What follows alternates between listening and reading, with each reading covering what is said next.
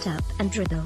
Those 4 words sum up the attitude of Donald Trump and his acolytes toward athletes who speak out when the president uses sports to foment racial animosity and rile up his base. LeBron James, who has a new group with other sports stars designed to protect and inspire the black vote, dumped on Laura Ingraham the other week.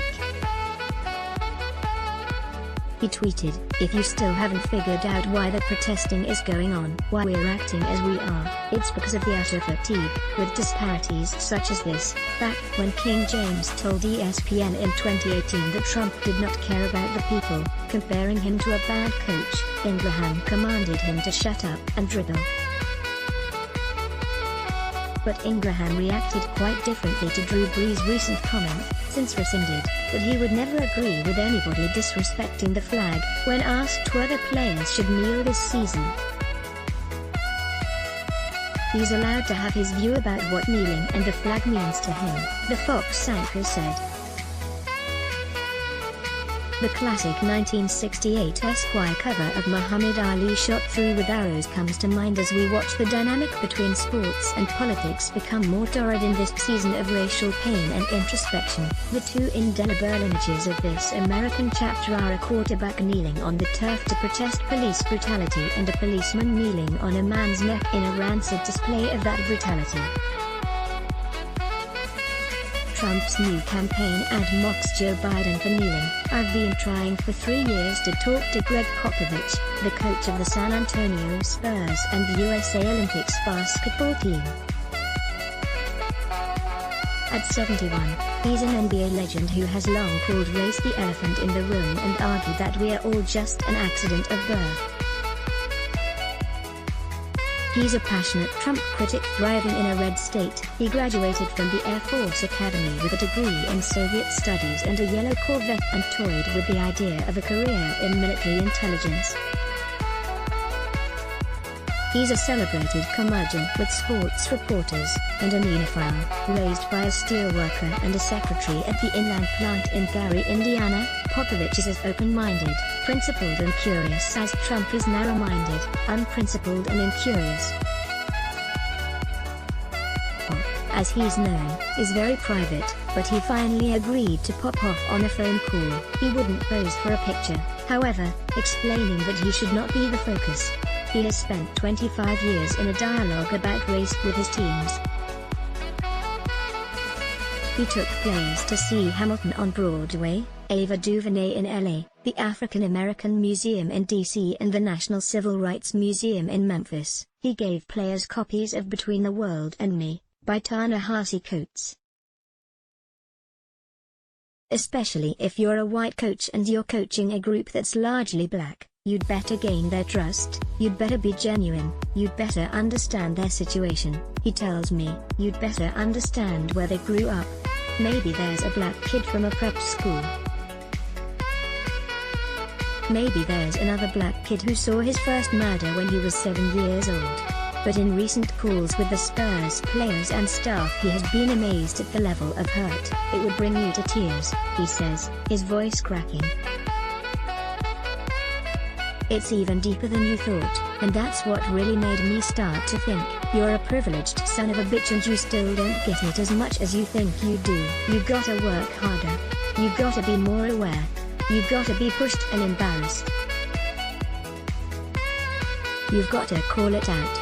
It's just hypocritical," he tells of a recent Zoom town hall with Spurs employees. "A black mother said, 'My son is angry with me.' I said, 'Why?' And she said, 'Well, because he's 16 and I'm basically lying to him and dragging my feet and giving him excuses because I don't want to take him down to the DMV to get his driver's license because I don't want him in a car.' So her own son is angry with her for that but doesn't realize that she's scared to death for him. I wonder if the former Air Force officer thinks the law and order militaristic approach can work for cadet Bone Spurs in campaign. I honestly do," he says. "I feel badly for the military around Trump because they're dealing with the guy who is the poster boy for the aggrieved wannabe. And he's taking it out on the world and it's ruining our country. about Trump's refusal to consider renaming military installations named for Confederate leaders. Popovich says of U.S. soldiers, "They didn't go to war for General Bragg, they went to war for our country." About Roger Goodell's mea culpa that the NFL was wrong for not listening sooner to players who wanted to speak out and protest, an apologia he made without mentioning Colin Kaepernick's name. Popovich is skeptical. "A smart man is running the NFL and he didn't understand the difference between the flag and what makes the country great. All the people who fought to allow Kaepernick to have the right to kneel for justice," he says. "The flag is irrelevant. It's just a symbol that people glom onto for political reasons, just like Cheney back in the Iraq War." He continues about Goodell. "He got intimidated when Trump jumped on the kneeling and he folded." Popovich says it is analogous to Republican lawmakers who support Trump out of fear that they'll get tweeted out of their office and not get elected the next go-round. Don't Tom Cotton and Lindsey Graham have people at home they are embarrassed to look in the eye? He ponders. What does he think about the fact that 7 NFL owners, including Jerry Jones and Robert Kraft, each gave $1 million to Trump's inaugural committee? "It's just hypocritical," he replies. "It's incongruent. It doesn't make sense. People aren't blind. Do you go to your staff and your players and talk about injustices and democracy and how to protest? I don't get it." I think they put themselves in a position that's untenable. When he trashed Trump soon after the election, pursuits at the Spurs told him people were turning in their season tickets. "I just said, I don't care. If they don't come, I don't care. That's the way it is," he recalls. From ownership, not one phone call, not one look, about dialing it back. Is he worried about starting to play again on July 30th at Disney World, with that other plague still on the loose?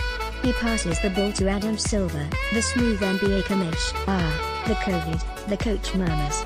"I'm just counting on Adam to make sure we're all safe." The New York Times service lets block ads. Why? Show your love for him. Click the link in description. Thanks for watching.